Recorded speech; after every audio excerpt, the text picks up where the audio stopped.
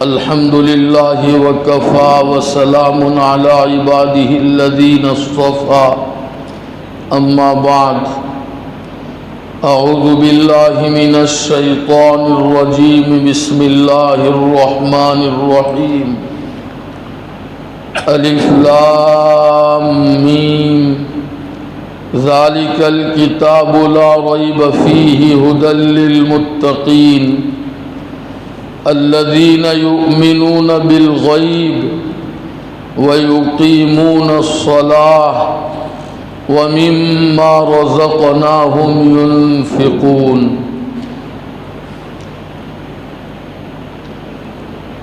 جس سورت کی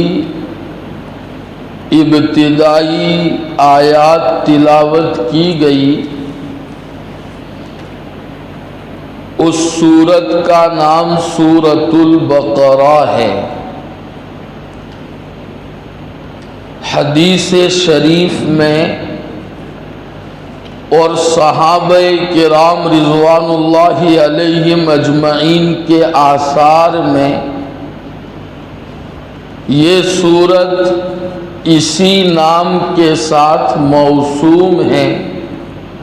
حضور اکرم علیہ السلام نے بھی اس کو سورۃ البقرہ نام دیا ہے، اور صحابہ کرام رضوان اللہ علیہم اجمعین وارضاہم بھی اس سورت کو سورۃ البقرہ کہتے تھے۔ لہذا اس سورت کے متعلق یہ کہنا کہ اس کو سورۃ البقرہ کہنا صحیح نہیں ہے، یہ غلط ہے۔ اس کا نام سورۃ البقرہ ہی ہے، اور یہ سورت مدنی ہے۔ مدنی ہونے کا مطلب جمہور مفسرین کے یہاں یہ ہے کہ نبی کریم صلی اللہ تعالی علیہ وسلم کے مکہ مکرمہ زادہ اللہ شرفا و کرما سے ہجرت فرمانے کے بعد اللہ رب العزت نے اس سورت کو نازل فرمایا ہے۔ تو یہ سورت مکی دور میں نازل نہیں ہوئی ہے۔ حضور اکرم علیہ السلام نے مدینہ طیبہ زادہ اللہ شرفا و کرما ہجرت فرمائی، اس کے بعد اس سورت کا نزول شروع ہوا۔ اگرچہ اس کی بعض آیتیں حج کے موقع پر مکہ مکرمہ میں نازل ہوئی ہے، لیکن مفسرین کی اصطلاح میں پھر بھی اس سورت کو مدنی کہا جائے گا۔ اس سورت کے فضائل احادیث شریفہ اور آثار صحابہ میں ذکر کیے گئے ہیں۔ چنانچہ ایک روایت میں ہے، حضور اکرم صلی اللہ علیہ وسلم نے ارشاد فرمایا کہ اس سورت سورہ بقرہ کو پڑھنا یہ برکت ہے، اور اس کو چھوڑ دینا نہ پڑھنا یہ حسرت، ندامت اور بدنصیبی ہے۔ اور آگے حضور اکرم صلی اللہ علیہ وسلم نے فرمایا اہل باطل کا زور اس سورت کے اوپر نہیں چلتا ہے۔ تو تین باتیں اس روایت میں حضور اکرم علیہ السلام نے ارشاد فرمائی۔ پہلی بات تو یہ فرمائی کہ اس سورت کو پڑھنا برکت ہے۔ برکت کسے کہا جاتا ہے؟ آسان الفاظ میں یوں سمجھ سکتے ہیں کہ اللہ کی طرف سے انسان کے سارے کاموں کا سہولت کے ساتھ انجام پا جانا اور اسے ذہنی سکون اور اطمینان کا حاصل ہونا، یہ برکت ہے۔ آج ہمارے پاس کثرت ہے، اسباب دنیا بہت ہے، اللہ رب العزت نے ہمیں بے شمار نعمتوں سے نوازا ہے، لیکن ہماری اپنی زندگی میں برکت نہیں ہے۔ اس لیے اسباب کی کثرت کے باوجود ہمارے اپنے کام نہیں بنتے ہیں۔ جس کام کو لے کر ہم اٹھتے ہیں، جو کام کرنا چاہتے ہیں، وہ کام ہمارے پورے نہیں ہوتے ہیں، اور ذہنی طور پر ہر وقت ہمیں انتشار اور بے سکونی محسوس ہوتی ہے، بے فکری اور اطمینان اور سکون ہمیں میسر نہیں ہوتا۔ گویا اللہ رب العزت نے ہماری اپنی زندگیوں کو برکت سے محروم کر دیا ہے۔ برکت کے لیے اسباب کا ہونا بھی ضروری نہیں ہے۔ جس کے لیے چاہتے ہیں اللہ رب العزت والجلال اس کے لیے آسانی کے ساتھ کام بنا دیتے ہیں اور اسے ذہنی سکون اور اطمینان نصیب ہوتا ہے۔ اس کو آپ ایک واقعے سے سمجھ سکتے ہیں کہ برکت کیا ہوتی ہے۔ میں نے حضرات علماء سے یہ واقعہ سنا ہے، خود کسی کتاب میں نے اسے نہیں پڑھا، لیکن معتمد علماء سے سنا ہے کہ ایک مرتبہ ایک بادشاہ کو کوئی بیماری لگ گئی، ہر چند اس کا علاج کیا گیا لیکن وہ ٹھیک نہیں ہوتا، بیماری سے اس کو براحت نہیں ملتی۔ لوگ پریشان تھے۔ کسی نے بتایا کہ فلاں حکیم بہت ماہر ہیں، آپ بادشاہ کو ان کے پاس لے جائے، ممکن ہے کہ ان کے علاج سے اللہ رب العزت ان کو شفا عطا فرما دے۔ پہلے کے زمانے کے حکما بڑے ماہر ہوا کرتے تھے، چہرہ دیکھ کر، نبض دیکھ کر پتہ لگا لیتے تھے کہ اس بیماری کی اصل وجہ اور بنیاد کیا ہے۔ چنانچہ یہ لوگ پریشان تو تھے ہی، لے گئے اس حکیم کے پاس۔ حکیم نے نبض دیکھی اور علاج تجویز کیا۔ حکیم نے ایسا کہا کہ بادشاہ کا علاج یہ ہے کہ اس کو کسی ایسے آدمی کا کرتا پہنا دیا جائے جس کی زندگی میں کبھی ٹینشن نہ آیا ہو۔ ایسے آدمی کا کرتا پہنا دو تو یہ بادشاہ ٹھیک ہو جائے گا۔ تو لوگ خوش ہو گئے، وزراء اور گھر والے، کہ چلیے یہ تو بہت آسان ہے، دنیا میں بہت لوگ ایسے ہوں گے جن کی زندگی میں کبھی ٹینشن نہیں آیا ہوگا، کرتا لائیں گے، بادشاہ کو پہنا دیں گے، بادشاہ ٹھیک ہو جائے گا۔ انہوں نے آپس میں مشورہ کیا کہ سب سے پہلے کس کے پاس جانا چاہیے، تو ان کے مشورے میں یہ طے ہوا کہ سب سے پہلے بادشاہوں کے پاس جانا چاہیے، اس لیے کہ بادشاہ کے پاس حکومت ہوتی ہے، خدام ہوتے ہیں، دنیا بھر کے اسباب اور نقشے ہوتے ہیں، تو شاید ان کی زندگیوں میں کبھی کوئی ٹینشن نہیں آتا ہوگا، تو ان کے پاس یہ کرتا مل جائے گا۔ چنانچہ یہ لوگ ایک بادشاہ کے پاس گئے، جا کر کے بات کی تو اس نے کہا، بھائی میری زندگی تو فکروں سے اور ٹینشنوں سے بھری ہوئی ہے، کوئی سیکنڈ میرا ایسا خالی نہیں جاتا جس میں مجھے کوئی فکر لاحق نہ ہو، اس لیے میرا کرتا تمہیں کام نہیں آئے گا۔ کئی بادشاہوں کے پاس گئے، سب نے یہی جواب دیا، یہ پریشان ہو کر واپس آئے۔ پھر ان میں طے ہوا کہ جو وزراء ہیں، حکومتی عہدوں پر جو لوگ فائز ہوتے ہیں ان کے پاس جانا چاہیے، اس لیے کہ ان کی بڑی بڑی تنخواہیں ہوتی ہیں، ان کے پاس اچھے کپڑے، اچھی کار، اچھا بنگلہ ہوتا ہے اور خدام ہوتے ہیں۔ شاید ان میں کوئی آدمی ایسا مل جائے جس کی زندگی میں کبھی ٹینشن نہ آیا ہو، تو وہ لوگ وزراء کے پاس گئے۔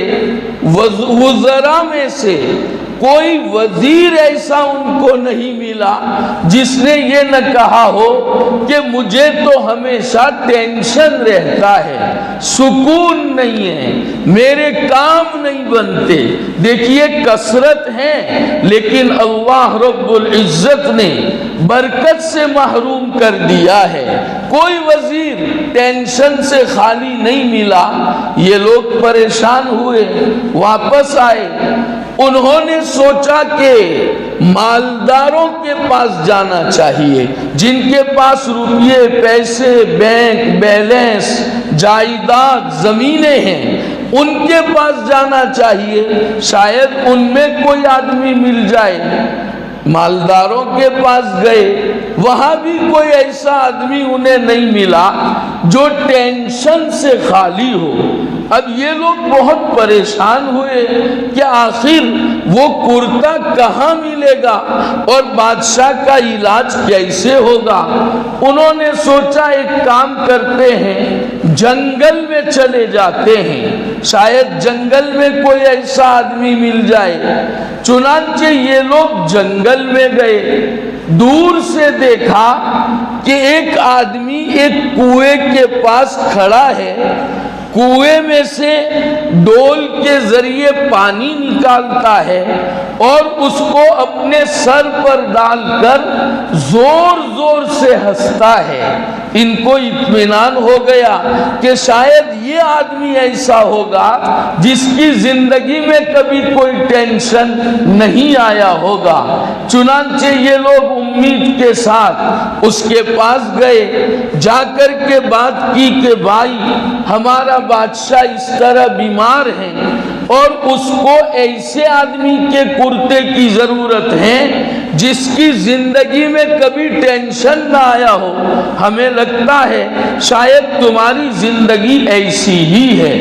تو وہ کہنے لگا بالکل آپ صحیح سمجھ رہے ہیں، میری زندگی میں مجھے کبھی کوئی ٹینشن نہیں ہوا، بڑے اطمینان سے، سکون سے، بے فکری کے ساتھ میں اپنی زندگی گزار رہا ہوں۔ تو یہ لوگ خوش ہوئے، کہا پھر آپ کا کرتا دے دیجئے تاکہ بادشاہ کو پہنا دے۔ تو وہ زور سے ہنسنے لگا اور اس نے ایسا کہا کہ میرے پاس کرتا نہیں ہے۔ دیکھیے پہننے کے لیے کرتا بھی نہیں تھا، بدن ڈھانپنے کے لیے اس کے پاس کپڑا بھی نہیں تھا، لیکن اللہ رب العزت نے اسے کیسا سکون اور کیسا اطمینان عطا فرمایا تھا کہ وہ نو ٹینشن، بے فکری کے ساتھ اپنی زندگی گزار رہا تھا۔ اسی کا نام برکت ہے۔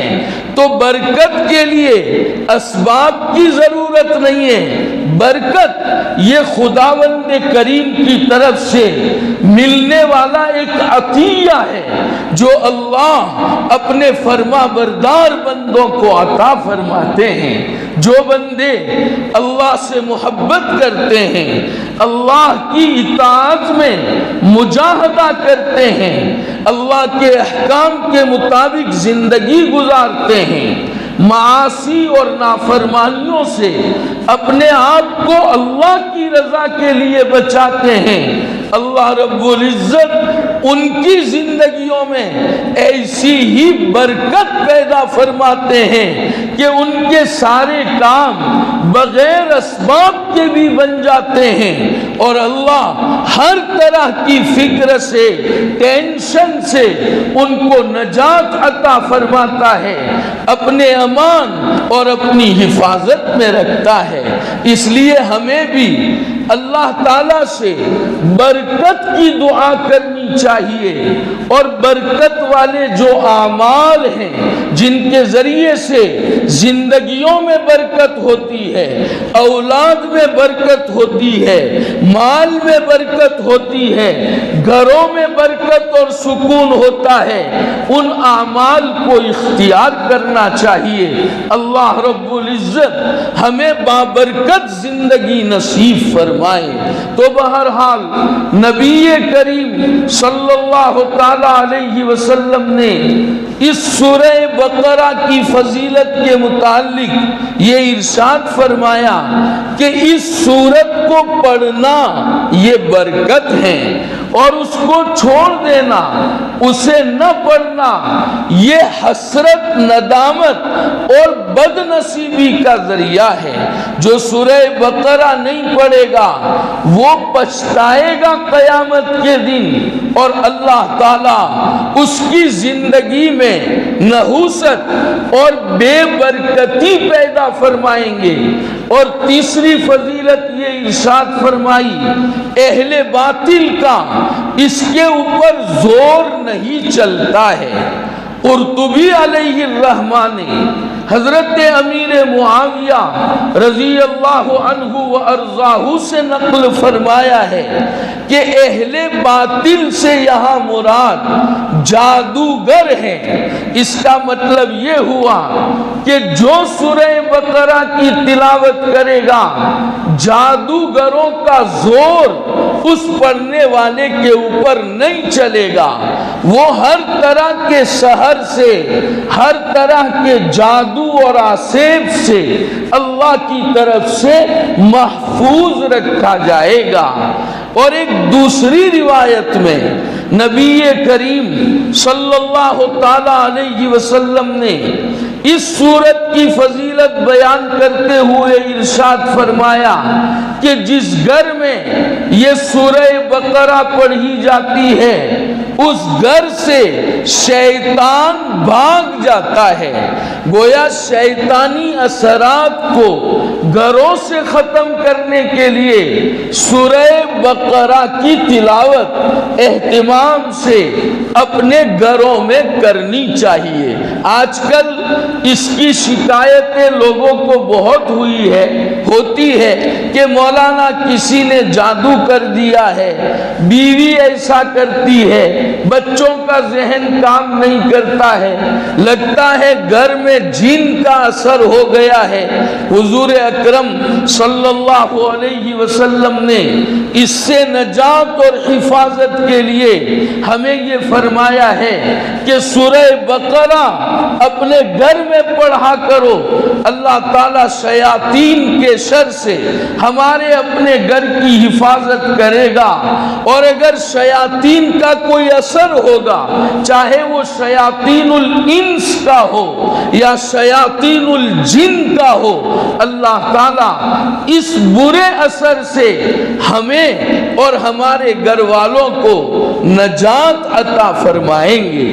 ایک اور روایت میں ہے نبی کریم صلی اللہ تعالی علیہ وسلم نے ارشاد فرمایا ہے کہ یہ سورہ بقرہ ایسی سورت ہے کہ اس میں ایک آیت ہے جو تمام آیتوں سے افضل اور بہتر ہے، اور وہ آیت الکرسی ہے۔ آیت الکرسی سورہ بقرہ ہی میں ہے۔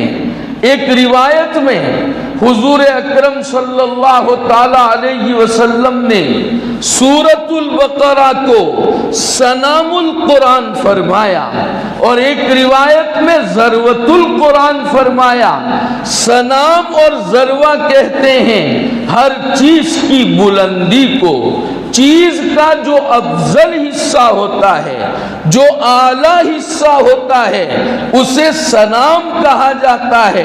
تو گویا نبی کریم صلی اللہ علیہ وسلم کے اس فرمان کی مراد یہ ہے کہ اللہ رب العزت نے سورۃ البقرہ کو قرآن مجید میں افضل اور اعلیٰ مقام عطا فرمایا ہے، تو یہ بہت اعلیٰ اور بہت افضل صورت ہے۔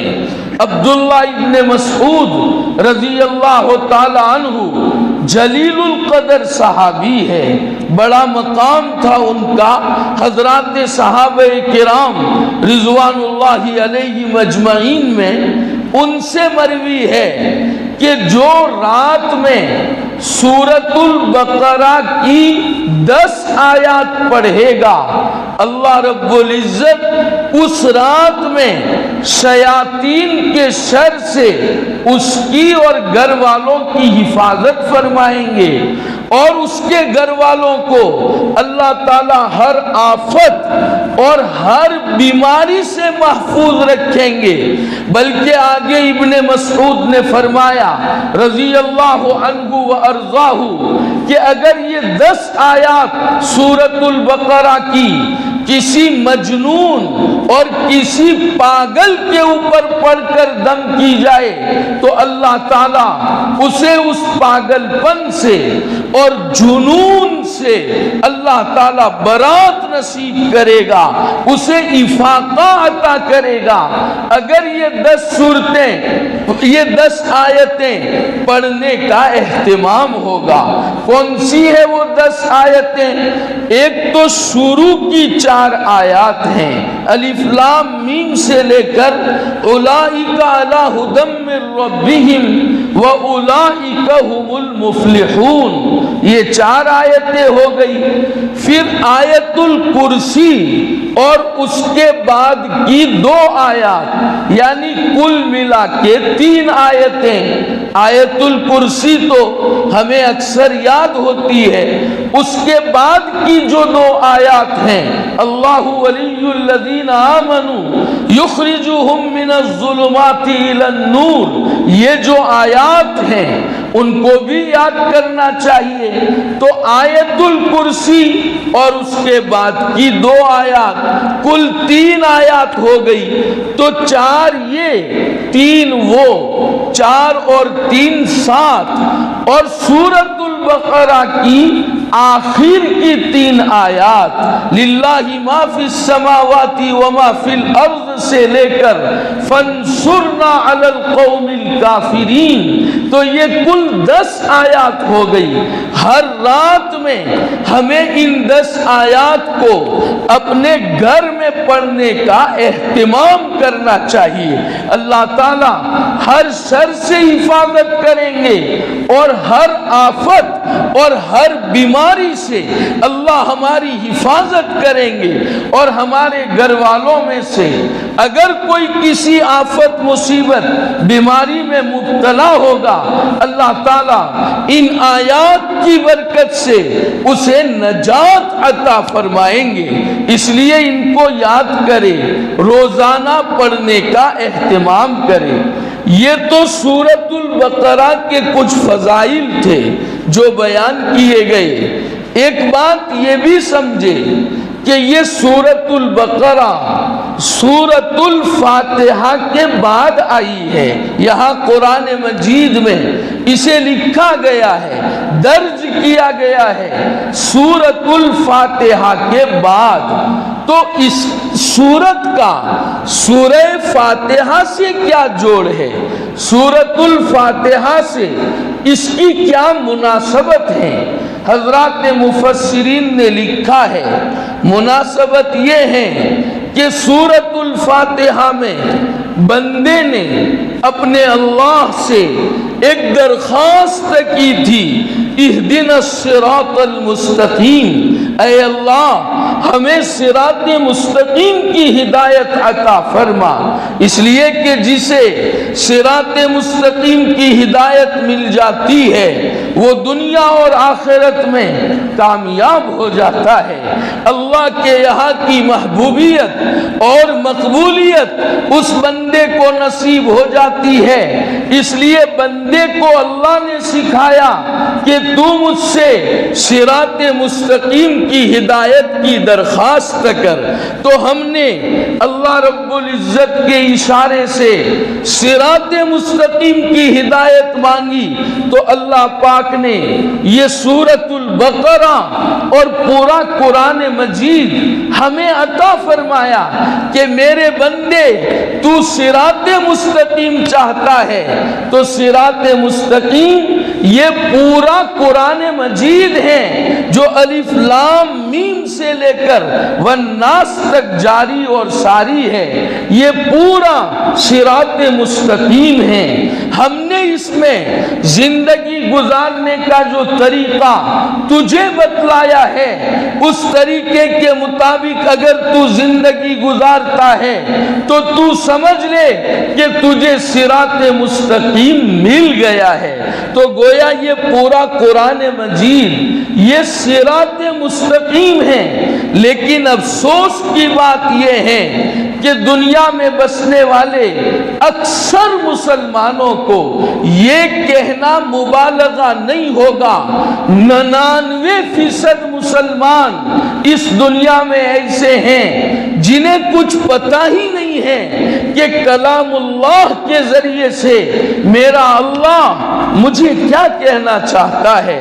ہم نے کتاب اللہ کو سمجھنے کی کبھی کوشش ہی نہیں کی، حالانکہ یہ کتاب اللہ صراط مستقیم ہے۔ جگہ جگہ ہمارے اللہ نے ہم سے خطاب کیا ہے، یا ایھا الذین آمنوا اتقوا اللہ، یا ایھا الذین آمنوا قوا انفسکم واہلیکم نارا۔ جگہ جگہ اللہ نے ہمیں اپنی ذمہ داریاں سمجھائی ہے، اور زندگی گزارنے کا ایک بہترین طریقہ قرآن مجید کے ذریعے سے اللہ نے ہمیں عطا فرمایا ہے، لیکن ہم مسلمانوں کو یہی پتہ نہیں کہ ہمارا اللہ ہم سے کیا چاہتا ہے۔ اور ستم بالائے ستم یہ ہے کہ ہم نے کبھی قرآن مجید کو سمجھنے کی کوشش ہی نہیں کی ہے۔ قرآن مجید کی نسبت پر یہ جو ہماری مجلس ہر ہفتے ایک دفعہ ہوتی ہے اس کا مقصد بھی یہی ہے کہ ہم قرآن مجید کو سمجھیں کہ ہمارا اللہ ہم سے کیا کہنا چاہتا ہے۔ ہر مسلمان کو اپنے طور پر قرآن مجید سمجھنے کی کوشش کرنی چاہیے۔ ہمارے علماء نے قرآن مجید کے ترجمے فرمائے اور ہر زبان میں فرمائے، اردو زبان میں، ہندی زبان میں، گجراتی زبان میں۔ علماء نے یہ ترجمے کس کے لیے کیے ہیں؟ اپنے لیے تو کیے نہیں تھے، اس لیے کہ علماء تو عربی زبان کے ماہر تھے، عربی زبان کے اسرار، اس کے رموز اور اس کے حقائق سے واقف تھے، انہیں ترجمے کی ضرورت نہیں تھی۔ یہ جو قرآن مجید کے ترجمے حضرات علماء نے بڑی محنت سے فرمائے ہیں وہ ہم عام مسلمانوں کے لیے فرمائے ہیں، لہذا ہمیں کسی عالم کی ماتحتی میں قرآن مجید کے تراجم پڑھنے چاہیے اور قرآن مجید کو سمجھنے کی کوشش کرنی چاہیے۔ ہم میں سے ہر مسلمان اگر روزانہ 2-3 آیتوں کے ترجمے پڑھتا ہے اہل علم کی نگرانی میں اور یہ سمجھنے کی کوشش کرتا ہے کہ میرا اللہ مجھ سے کیا کہتا ہے، تو پھر اللہ تعالیٰ قرآن مجید میں بیان کردہ سبل ہدایت اس کے لیے کھولیں گے، اپنے تک پہنچنے کی راہیں اللہ کی طرف سے ہموار ہوگی۔ تو گویا یہ مناسبت ہمیں یہ سبق دے رہی ہے کہ قرآن مجید کو چھوڑ نہیں دینا چاہیے۔ قرآن مجید کو سمجھنا ہر مسلمان کی ذمہ داری ہے۔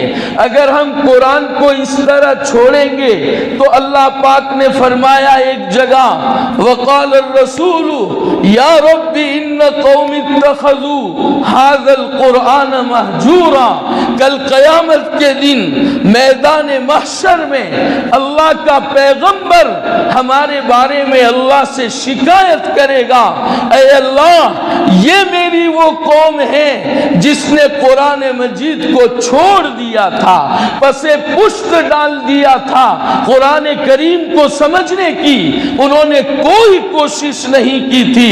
رسول اگر ہمارے بارے میں کل قیامت کے دن یہ شکایت کرے گا تو ہمارے لیے نجات کا کون سا راستہ نکلے گا؟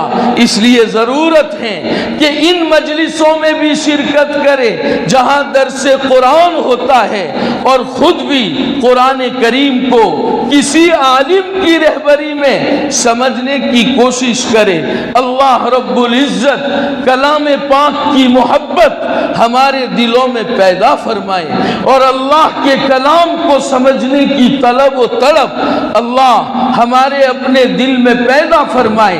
اور سورہ بقرہ کی تلاوت پر یہ جو فضائل وارد ہوئے ہیں، اللہ رب العزت ہمیں اہتمام سے اس کی تلاوت کی توفیق عطا فرمائے، اور ان فضائل و برکات سے ہمیں مالا مال فرمائے۔ آمین۔ وآخر دعوانا ان الحمدللہ رب العالمین۔ درود شریف پڑھیں۔ اللهم لك الحمد كله ولك الشكر كله وإليك يرجع الأمر كله اللهم لا نحصي ثناء عليك أنت كما أثنيت على نفسك اللهم صل وسلم وبارك على سيدنا محمد وعلى محبيه بعدد فضائل لا إله إلا الله يا أرحم الراحمين ويا أكرم الأكرمين ويا ذا الجلال والإكرام وَيَا رَاحِمَ الْمَسَاكِينَ۔ پیارے اللہ، ہم آپ کے بہت گنہگار، خطا کار، سیاہ کار بندے ہیں۔ اے اللہ، کوئی چھوٹا بڑا گناہ ایسا نہیں ہے جس کا ہم نے ارتکاب نہ کیا ہو۔ اے اللہ، دن اور رات کی کوئی گھڑی ایسی نہیں ہے جس میں ہم نے تیری نافرمانی کر کے تجھے ناراض نہ کیا ہو۔ اے اللہ، بڑے مجرم ہیں، بڑے پاپی ہیں، گناہوں کی نجاستوں میں سر سے لے کر پاؤں تک ڈوبے ہوئے ہیں۔ اے اللہ، آپ نے ہماری اپنی زندگی میں ہمیں ایسے بہترین اور سنہرے موقع عطا فرمائے تھے کہ ہم قرآن مجید اور سیرت طیبہ کی رہنمائیوں سے فائدہ اٹھا کر ہم اپنے آپ کو اچھا اور بھلا انسان بنا سکتے تھے۔ اے اللہ، ان مواقع سے فائدہ اٹھا کر ہم زیور تقوی سے آراستہ ہو سکتے تھے۔ اے اللہ، ہم اپنے معاملات اور اپنی معاشرت کو درست کر سکتے تھے، اپنے اخلاق کو حسین بنا سکتے تھے، تجھے جو اوصاف اور خوبیاں محبوب ہیں وہ ہم اپنے اندر پیدا کرنے کی کوشش کر سکتے تھے، لیکن میرے مولا، ہم نے دوستوں کی محفلوں میں، ہوٹلوں اور چوراہوں پر گپ شپ اور گناہوں میں ان سارے مواقع کو ضائع کر دیا، برباد کر دیا۔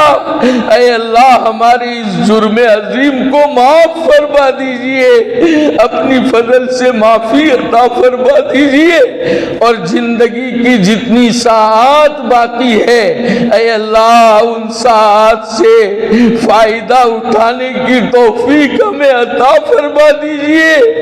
ان قیمتی لمحات کو ضائع کرنے سے اے اللہ ہماری حفاظت فرما دیجئے، ہمیں بھی معاف فرما دیجئے، پوری امت مسلمہ کی مغفرت فرما دیجئے۔ اے اللہ، ہر چھوٹے بڑے گناہ کی نفرت ہمارے اپنے دل میں پیدا فرما دیجئے۔ اے اللہ، زیور تقوی تقویٰ سے آراستہ فرما دیجئے۔ اے اللہ تمام رذائل سے پاک و صاف فرما کر مکارم اخلاق سے مزین فرما دیجئے۔ اے اللہ آپ کی ذات و صفات کی معرفت کے انوار سے ہمارے اپنے قلوب منور فرما دیجئے۔ اے اللہ ہم سب کو آپ کے یہاں کی ایسی محبوبیت اور مقبولیت عطا فرما دیجئے کہ پھر تیرے دربار سے کبھی مردودیت نہ ہو۔ اے اللہ شریعت اور سنت پر چلنا آسان فرما دیجئے۔ اے اللہ عافیت کے ساتھ دنیا کی محبت ہمارے اپنے دلوں سے نکال کر اپنی محبت سے ہمارے دلوں کو آباد فرما دیجئے۔ اے اللہ وہ زندگی ہی کیا ہے جو آپ کی محبت اور آپ کی یاد کے بغیر گزر جائے۔ اے اللہ ہر ساعت کی آپ کی یاد ہمیں عطا فرما دیجئے۔ اے اللہ نبی کریم صلی اللہ علیہ وسلم اور آپ کے مبارک طریقوں سے کمال عشق نصیب فرما دیجئے۔ زندگی کی ہر نقل و حرکت میں آپ کی مرضی اور محمد الرسول اللہ علیہ السلام کی عین سنت سمجھا کر ان پر عمل کرنے کی توفیق و سعادت سے اپنے فضل سے مالا مال فرما دیجئے۔ اے اللہ اپنی شان ربوبیت سے ہماری بہترین تربیت فرما کر ہمیں اپنے محبوب اور مقبول بندوں میں شامل و داخل فرما دیجئے۔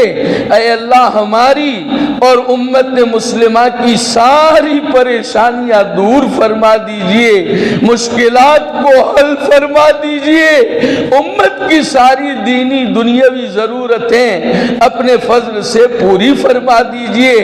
امت جہاں پریشان حال ہے اے اللہ اپنی نصرت اور مدد سے امت کو نواز دیجئے۔ آزمائشوں سے اے اللہ ہماری اور امت کی حفاظت فرما دیجئے۔ اے اللہ ہمارے مرحومین کی بال بال مغفرت فرما دیجئے، جنات الفردوس میں ان کو اعلیٰ مقام عطا فرما دیجئے۔ ماضی قریب میں ہماری بستی کے جو علماء اور پورے عالم کے جو علماء اس دنیا سے تشریف لے جا چکے ہیں اے اللہ ان کی جمی خدمات قبول فرما لیجئے، ان کی قبروں کو نور سے بھر دیجئے، جنات الفردوس میں انہیں اعلیٰ مقام عطا فرما دیجئے، پوری امت مسلمہ کے مرحومین کی مغفرت فرما دیجئے۔ ہمیں بھی اپنی موت سے پہلے موت کی تیاری کی توفیق عطا فرما دیجئے۔ اے اللہ عافیت کے ساتھ استحضار موت نصیب فرما دیجئے، استحضار آخرت عطا فرما دیجئے، ہر طرح کی ضلالت اور گمراہی سے اے اللہ ہماری اور ہماری قیامت تک آنے والی نسلوں کی پوری حفاظت فرما دیجئے۔ اے اللہ حضور اکرم علیہ السلام نے جتنی بھلائیاں مانگی ہے ہمیں اور پوری امت کو نصیب فرما دیجئے، جن شرور و فتن سے اے اللہ پناہ مانگی ہے ہماری اور پوری امت کی اے اللہ پوری حفاظت فرما دیجئے۔ اے اللہ ہم آپ سے مانگ کر کبھی محروم نہیں ہوئے ہیں، اس مرتبہ بھی اور آئندہ بھی کبھی محروم نہ فرمائیے، دنیا اور آخرت کی ہر خیر عطا فرمائیے، ہر شر سے اے اللہ پوری حفاظت فرما دیجئے۔ وصلی اللہ علی النبی الکریم برحمتک یا ارحم الراحمین، آمین بحرمت سید المرسلین صلی اللہ علیہ وسلم۔